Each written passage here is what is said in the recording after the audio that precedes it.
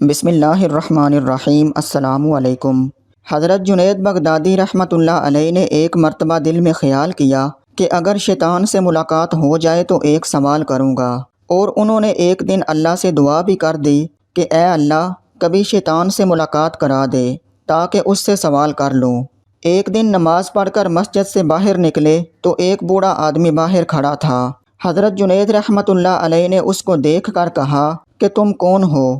کہنے لگا کہ میں وہی ہوں جس سے ملنے کی آپ کی آرزو اور تمنا تھی۔ حضرت سمجھ گئے کہ یہ اصل میں شیطان ہے۔ شیطان نے کہا کہ آپ مجھ سے کیوں ملنا چاہتے تھے؟ حضرت جنید رحمۃ اللہ علیہ نے کہا کہ میرے ذہن میں تیرے متعلق ایک سوال ہے۔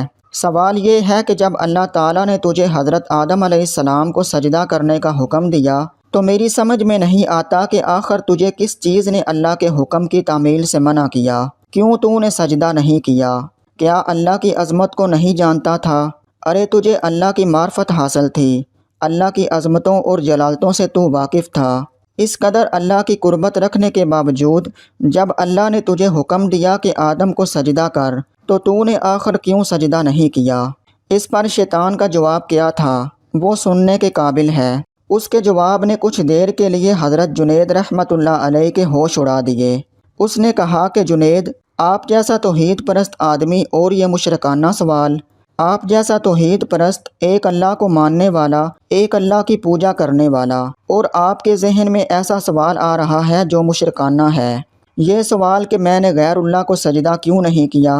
کہنے لگا کہ آدم تو غیر خدا تھے، خدا تو نہیں تھے، میں غیر اللہ کو کیوں سجدہ کر لیتا؟ آپ جیسا توحید پرست آدمی ایسا مشرکانہ سوال میرے سے کر رہا ہے، بڑے افسوس کی بات ہے۔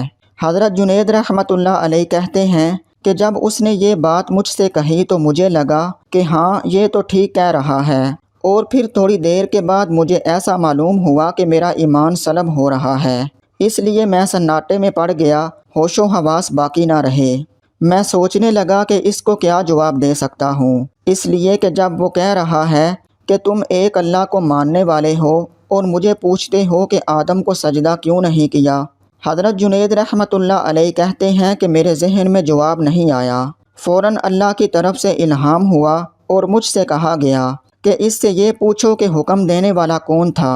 حکم دینے والا جب خود کہہ رہا ہے کہ فلاں چیز کو سجدہ کرو تو توحید اسی کا نام ہے کہ اس کی بات کو مان لیا جائے۔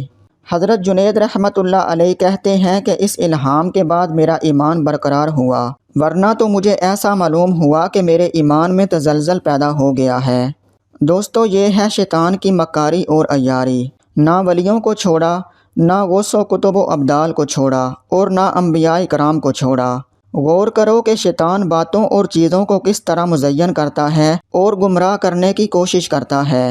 اس کا اندازہ اس واقعے سے ہی آپ کر لیجئے۔ اس لیے کبھی بھی شیطان سے بے فکر نہیں ہونا چاہیے۔ شیطان کی عیاری اور مکاری سے بسا اوقات انسان بے ایمان بھی ہو جاتا ہے، لیکن اسے خبر تک نہیں ہوتی کہ میں بے ایمان ہو گیا ہوں۔